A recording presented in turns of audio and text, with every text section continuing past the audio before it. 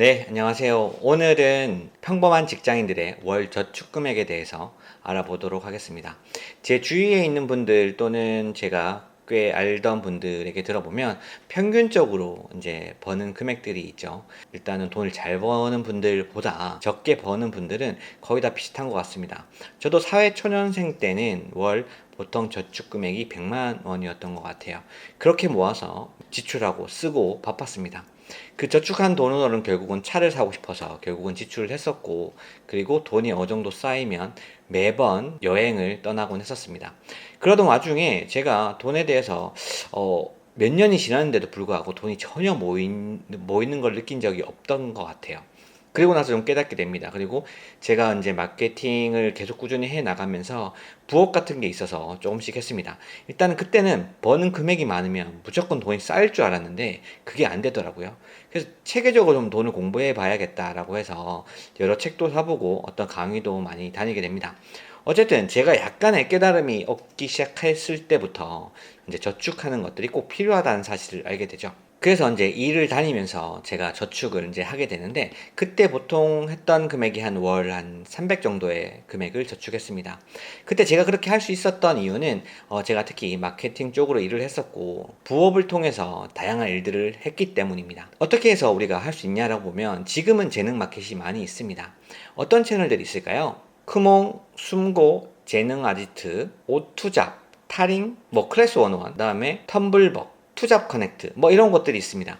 일단 여러분들이 기술을 하나를 익히게 되면 그것들을 이미 시장에서 사업하시는 약간 어르신들이겠죠. 우리가 봤을 땐 컴퓨터를 잘 못 만지시는 분들에게 도움을 줄 수 있고, 그걸로 우리는 부업을 할 수 있는 그런 것들이 만들어집니다. 과거에 저는 이제 페이스북 타겟 광고 같은 것들을 보통 업주들은 거의 다 못했습니다. 그래서 제가 계정을 돌려주면서 뭐 DB를 판매한다거나 또는 계정 관리당 50만 원씩 받고 또는 100만 원씩 받고 이렇게 진행을 했었죠. 그러면 두세 개만 그냥 관리해도 우리가 페이스북 타겟 광고 돌릴 때 그냥 버튼 한번 눌러 놓으면 한 달 동안 그냥 돌아가거든요. 그럼 매일 아침 5분 정도만 움직여도 그렇게 돈을 벌 수도 있습니다. 여러분들 혹시 마케팅 분야가 아니라고 생각하면 이런 걸 어떡하지? 라고 하죠. 만약에 예를 들어 가지고 여러분들 지금 영상 편집하는 것들, 특히 저보다 어리신 분들은 어려움이 없을 겁니다. 배우는데 걸리는 시간이 보통 보름에서 한 달 정도만 해보시면 돼요. 물론 여러분 직접 배우려고 하면 오래 걸리지만 그냥 최소한의 금액을 받고 알바를 한번 해보세요.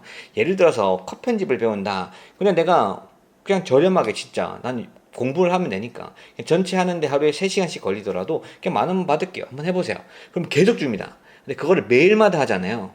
그러면 도 같으겠죠. 당연히 잘할 수밖에 없습니다. 여러분들이 어느 정도 실력을 조금만 한 달 정도만 쌓은 다음에 시중에 직접 올려놓고 투잡 이런 것들을 해보면, 저도 그렇습니다. 제가 지금 이렇게 영상 찍고 올리는데 걸리는 시간이 보통 한 40분 정도밖에 걸리지 않거든요.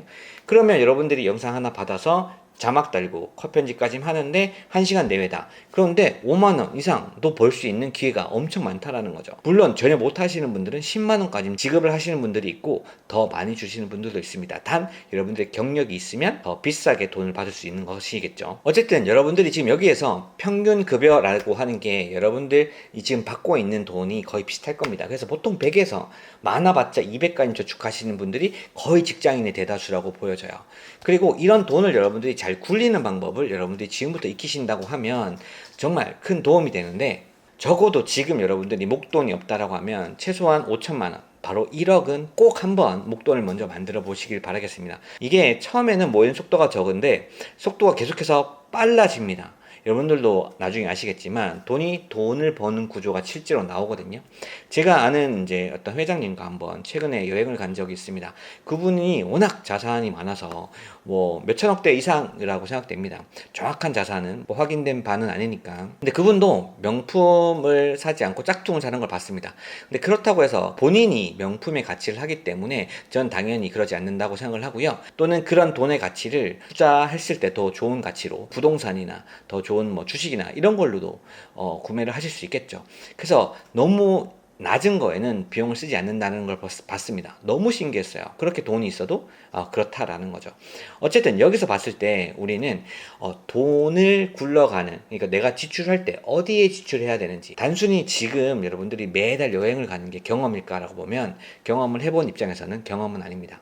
돈이 벌어지는 구조를 만들고 거기에서 차후에 그 비용으로 내가 여행을 갈 수 있다거나 이런 거는 나중에라도 언제든지 할 수 있다라는 거죠. 꼭 그런 것들은 하지 마시고 일단 목돈 한번 만들고 그 돈이 정말 재테크를 통해서 돈이 불어나는 것들을 꼭 한번 경험해 보시길 바라겠습니다. 네, 제가 월 300만 원씩 저축하면서 결국은 깨달았던 거는 무엇인가라고 보면요. 결국은 그게 돈이 쌓이고 나서 그 돈에 계속해서 힘을 갖는다라는 거죠. 여러분들이 목돈이 쌓이면 쌓일수록 돈을 더 안 쓰게 될 겁니다. 돈이 처음에 50만 원 있는 분들은 그냥 50만 원 쓰면 됩니다. 마이너스만 안 되면 되죠. 그런데 9,700만 원 정도 있는 사람은 어떨까요?